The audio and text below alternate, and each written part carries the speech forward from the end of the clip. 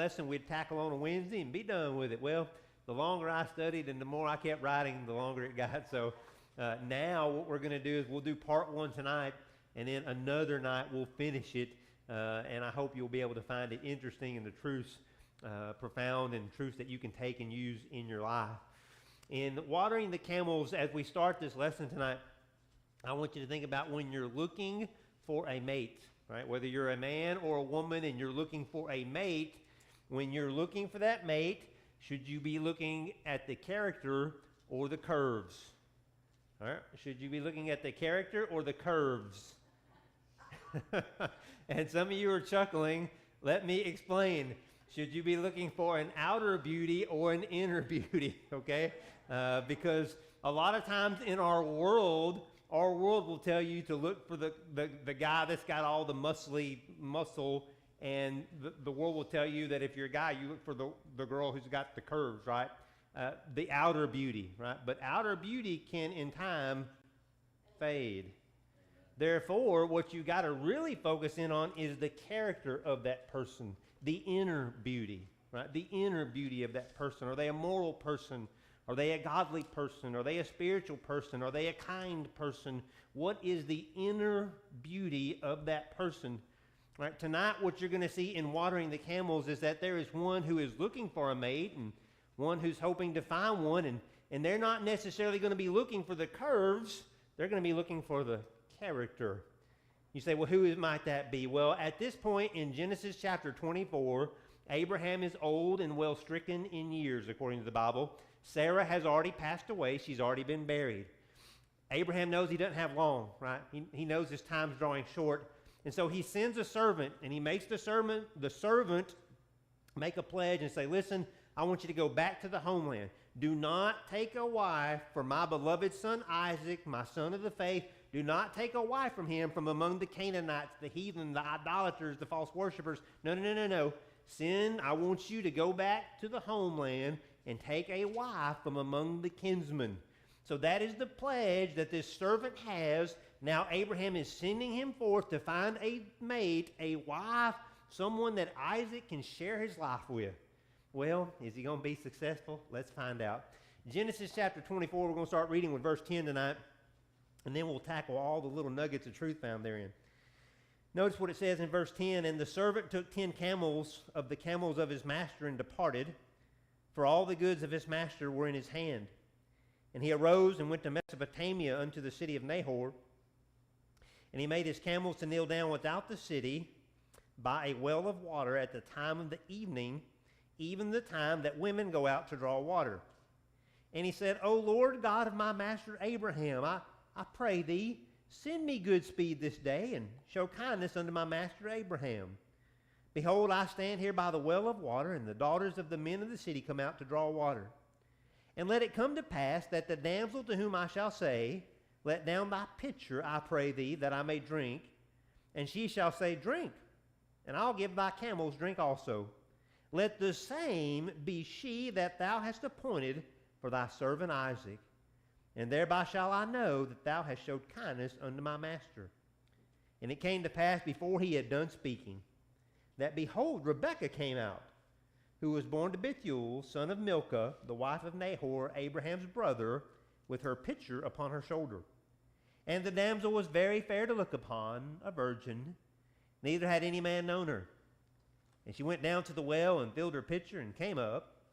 And the servant ran to meet her and said, Let me, I pray thee, drink a little water of thy pitcher. And she said, Drink, my lord. And she hastened and let down her pitcher upon her hand and gave him drink. And when she had done giving him drink, she said, I will draw water for thy camels also, until they have done drinking. And she hastened and emptied her pitcher into the trough and ran again unto the well to draw water, and drew for all his camels. And the man, wondering at her, held his peace, to wit whether the Lord had made his journey prosperous or not.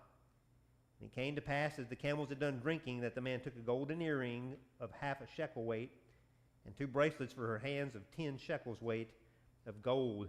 And then he proceeds to discuss and talk with Rebekah.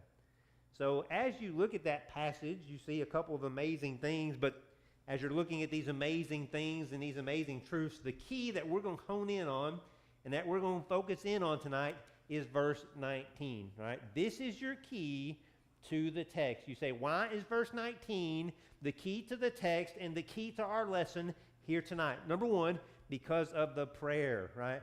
It is the key because of the prayer. If you go back to when we started reading, remember the servant has left the land where Abraham is at. He has journeyed a long, hot, arduous journey.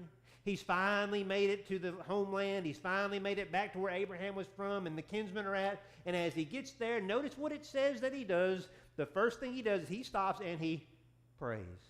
Isn't that amazing? As we look at that prayer, the first thing that we should see is that the importance of prayer. Right? The servant didn't get off and start taking the blankets off the camels and getting them over here to lay down. He didn't gather all the other guys up and say, hey guys, we need to have a meeting. We need to talk about the journey. No, he didn't do that. He didn't do anything to the camels. The very first thing he did, he didn't take a nap. He didn't say, I'm hungry, get me a food. No. The first thing he did was pray. Isn't that amazing? The very importance of prayer is lifted up and exalted for us to see here in the pages of God's Word. And yet sometimes when we're trying to figure out God's path, when we're trying to figure out God's place, when we're trying to see, Lord, what would you have us to do?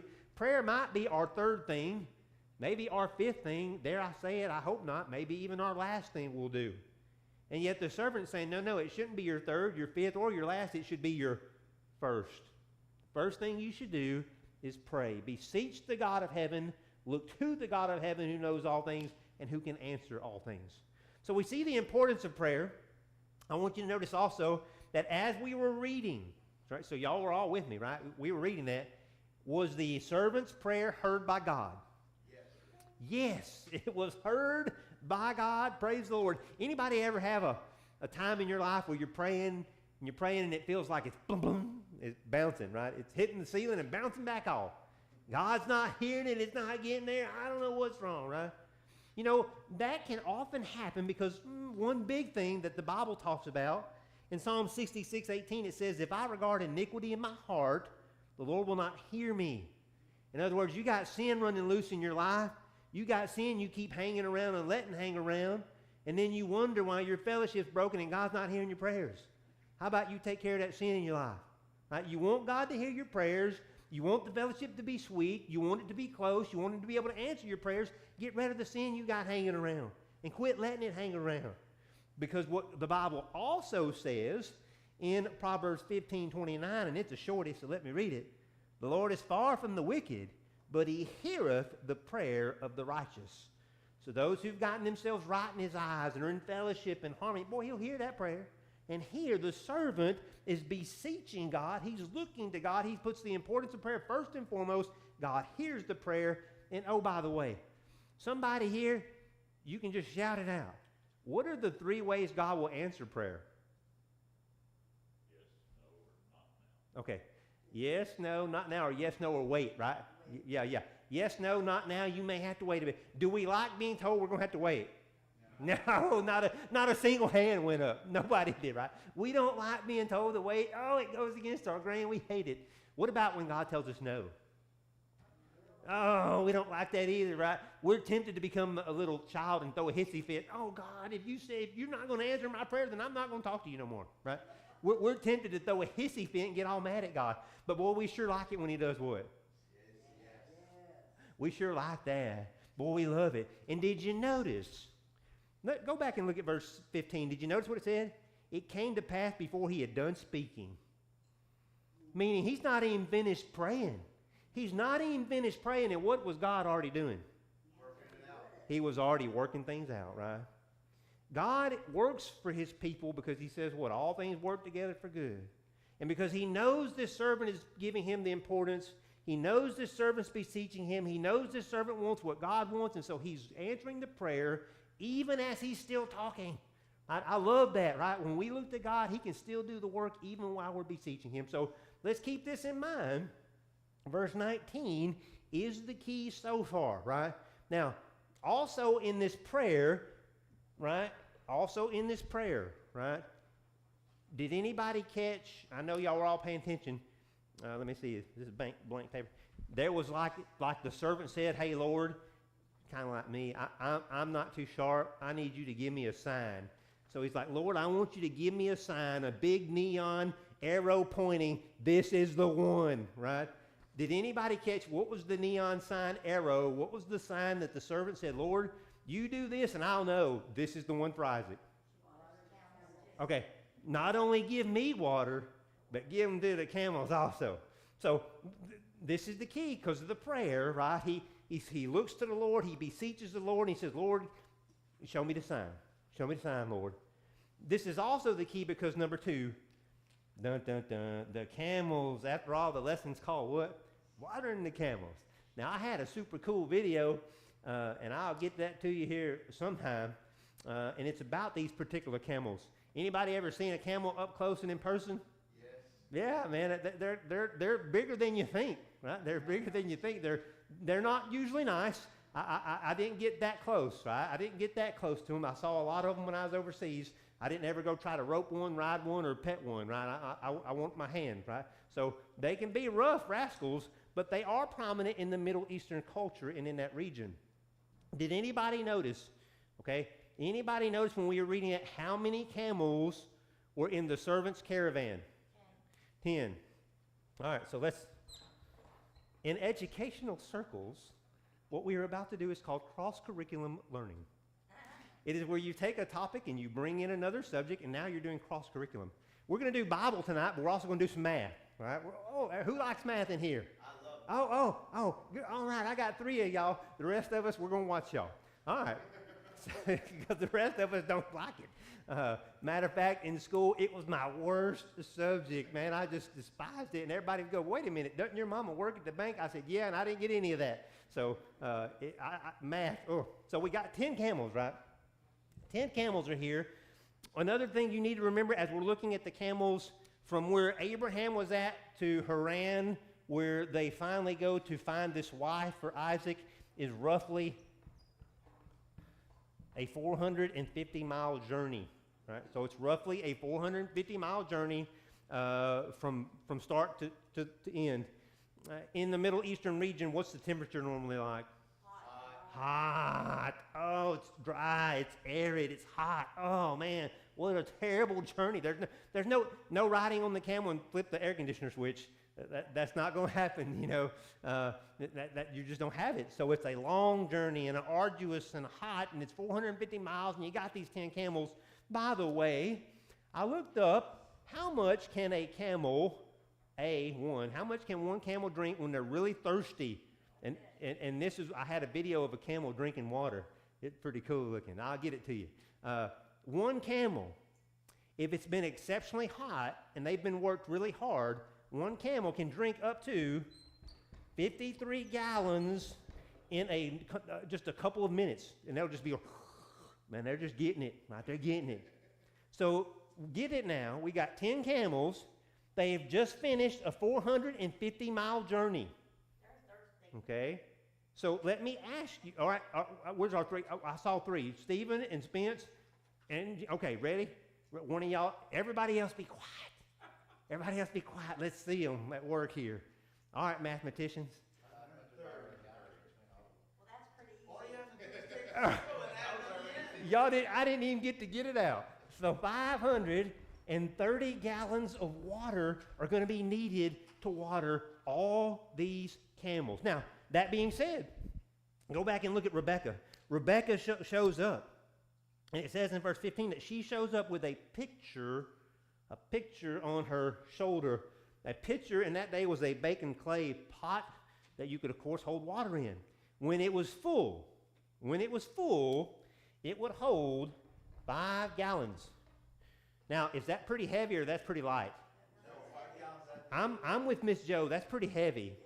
No phone, Jim. No phone, Jim. No calculator. No calculator. No.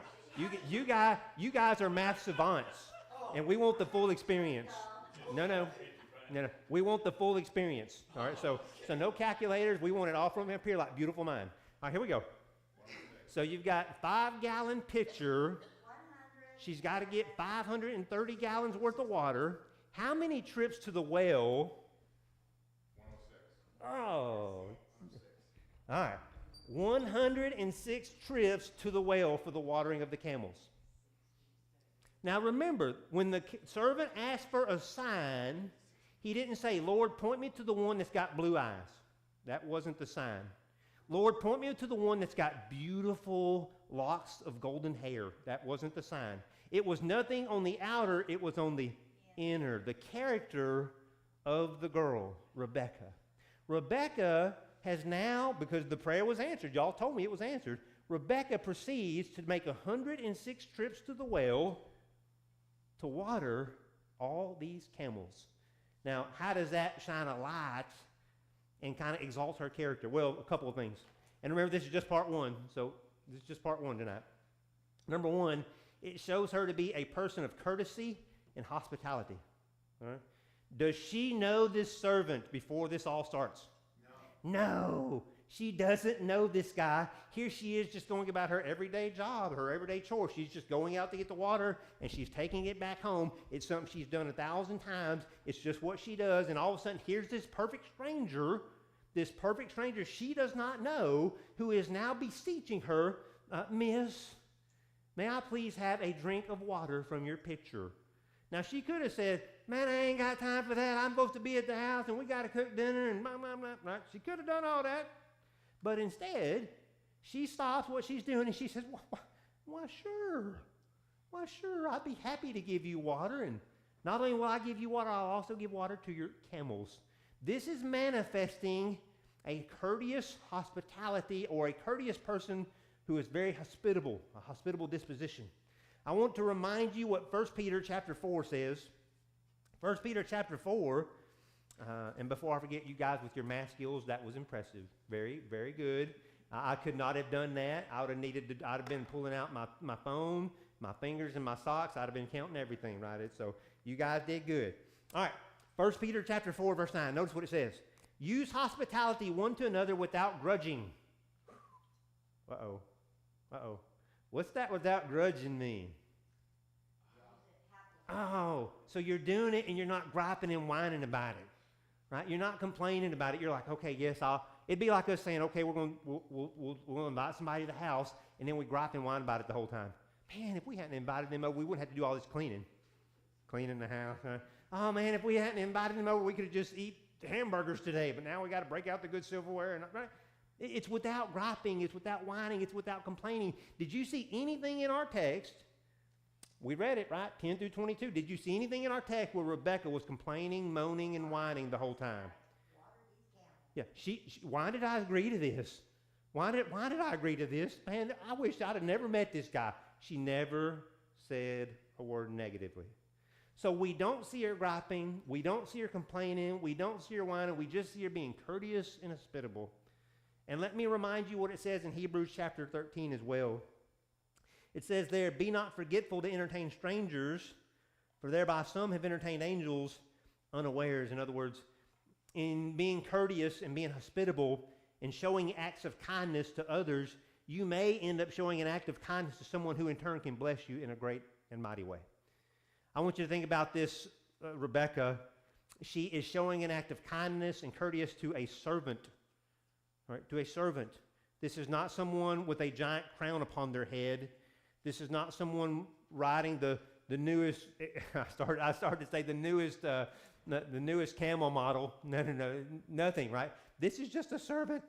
And yet here she is showing him the same treatment, the same courteous, the same respect. And in turn, she's about to be extremely blessed. She is going to get to be the wife of Isaac, Abraham's son of the faith. She's about to be part of the family of Abraham, the lineage of Abraham. She's about to be a part of a family. Remember, Abraham was wealthy, so she's kind of going to be marrying into a family of wealth. And it's all because what? Here, she's just showing courtesy and kindness. She's being hospitable to a perfect stranger. So number one, her character is shining through here. She is a person of courtesy, and she's hospitable. But she's also soft-hearted. Right? She's also soft-hearted. Yes, I will give you water. But not only am I going to give you water, guess what? I'm also going to give it to you critters. I'll give it to you camels too. I want to remind you what Paul said to the church at Ephesus in Ephesians. In that letter to the church at Ephesus, Paul said, be ye kind one to another, tender-hearted. Tender-hearted, forgiving one another, even as God for Christ's sake hath forgiven you. I want to hone in on that word, be ye kind one to another, tender-hearted.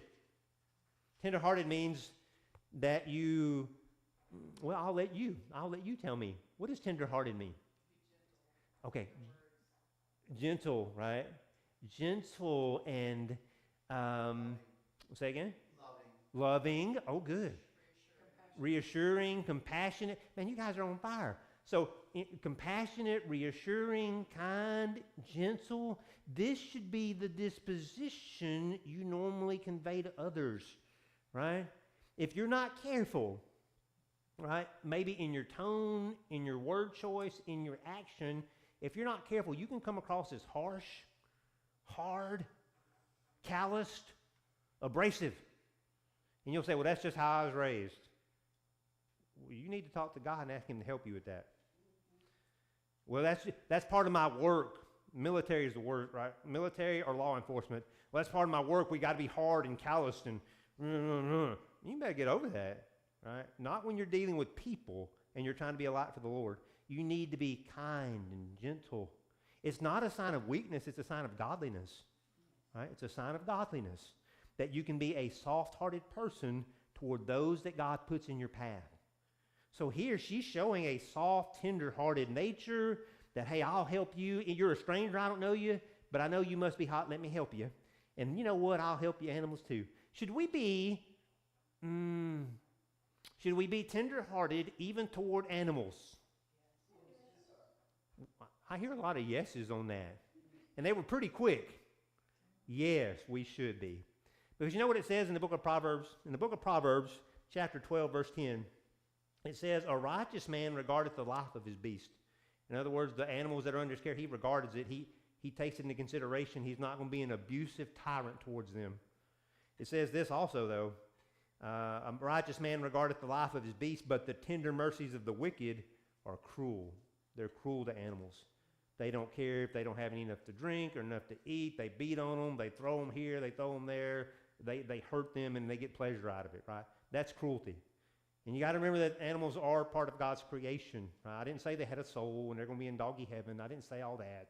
That's not in the Bible. But they are still creation, and we should not be a bad steward of that creation. I remember when I was overseas, we had been shooting and shooting and shooting. We had not slept forever. And we got near a city. We had to move because we were in danger of hitting too many civilians. So we had to move where we were shooting from. And we had to move actually to a different part of the city. And we were just in place. We had just dug in. We are just about to drop. And all of a sudden we hear something. And we hear a man in Arabic screaming and hollering. We don't know what he's saying, obvious, right? We just hear him screaming and hollering. And of course, we're on the alert. We're on the alert. And we're looking. And we're scanning. And we're looking. And finally, we see what all the hollering is about. Soon a man, an Iraqi man, is seen with a horse pulling a cart with some of his belongings. He's trying to escape the city. And that horse had been wounded, probably by the shelling. And the front right leg is bloody and unable to use it. She can't use it. And that guy is in the back of that cart beating on that horse, screaming at it and beating on it. And we got so angry, right? So angry at that. Because to us, it was just cruelty. The animal's wounded and you're just going to beat on it. It didn't sit well with us. And I still remember it to this day. Listen, we are to be tender-hearted towards people that we meet, but it doesn't mean that we should also be evil or tyrants toward animals either. Right? We should still be a compassionate, tender person. Even I didn't say you had to be an animal lover and save the cats and kill the babies. I didn't say that, but I did say you need to be compassionate. Right? Be compassionate. All right, so she's courteous and she's hospitable. She's soft-hearted, and then man, look at this down here. She's got a servant's heart. It's kind of hard from that angle. A servant's heart. to be a servant or to have a servant mindset and mentality, it's hard for us because of our sin nature. Our sin nature, we want to bristle and kick against that. No, I'm a man, hear me roar. You ain't going to tell me what to do. Right? And yet in Scripture, we are called to have a servant's heart and a servant's mentality. After all, remember what Jesus said in Mark chapter 10. In Mark chapter 10, Jesus said, "For even the Son of Man came not to be ministered unto," that means to serve, "but to minister and to give his life a ransom for many." Ministry and minister almost synonymous with serving, right? And Jesus is saying here that Jesus is the one that said that. He said, like, I came to serve others. I came to serve others. And then didn't he set us an example for that on the night of the Last Supper? When he girded himself and did the act of a lowly servant, right? He modeled what he taught, right? He didn't just tell it and say, all right, y'all need to do that. No. He practiced what he preached. He had a servant's heart and a servant's mentality, and we who are his followers should do what? Have the same. Right? We should have the same mentality that it's others over self, that I'm going to be willing to serve others, to help others. And here, she is volunteered, right? She has volunteered to basically be a servant to this servant and the camels. Remember, we'd already established Middle Eastern, hot, man, and yet here it is, 105. Y'all told me 5 gallons is heavy, right? And she's toting that rascal back and forth, and she's pouring it in the trough, and those camels are drinking it as fast as she can get it, and here she goes again, and there she goes again. But what, she just keeps on serving. Keeps on serving. There was never anything mentioned in that passage where Rebecca said, sure, I'll do that for $50. She didn't say that because it wasn't about pay, monetary pay. It was about serving and helping and being kind and compassionate to someone in need. And I hope and pray that we'll all go forth and model those same attributes, that we'll all go forth courteous and hospitable and tender-hearted in action towards each other and even animals, and then have a servant's heart to serve those around us. Now, as we close, I want you to think about this. Rebecca having a courteous and hospitable heart, is that going to serve her well in the future when she goes back to meet Isaac and Abraham? Yeah. Don't you want to be courteous and nice towards your father-in-law? You probably do. If you're not, let me help you. You need to, right? So courteous and hospitable. These are going to be traits that help her when she goes back to see Isaac and when she goes back to see Abraham. Tender-hearted. Remember what I said to start this message tonight? That in context of all this going on here, remember Abraham just buried Sarah. Isaac is still grieving the loss of his mother. Do you think he's going to need a new wife that is tender-hearted towards that and compassionate towards that? Yeah. And then what about a servant's heart? Under Abraham, he was a wealthy man, and she's probably going to have some servants of her own one day, but her having a servant's heart is going to let her know how to what? Treat those people and be nice to those people. You see, all these qualities and all these characteristics are going to be things that help her and serve her later. And yet, believe it or not, as I said, this is just part one. We're not even done. There are actually more characteristics and more things of her character that are going to come shining through. And next time, Lord willing, we'll look at what other characteristics, what other parts of her character come shining through in this one episode of Watering the Camels. All right, any questions or comments? Go ahead, Jim.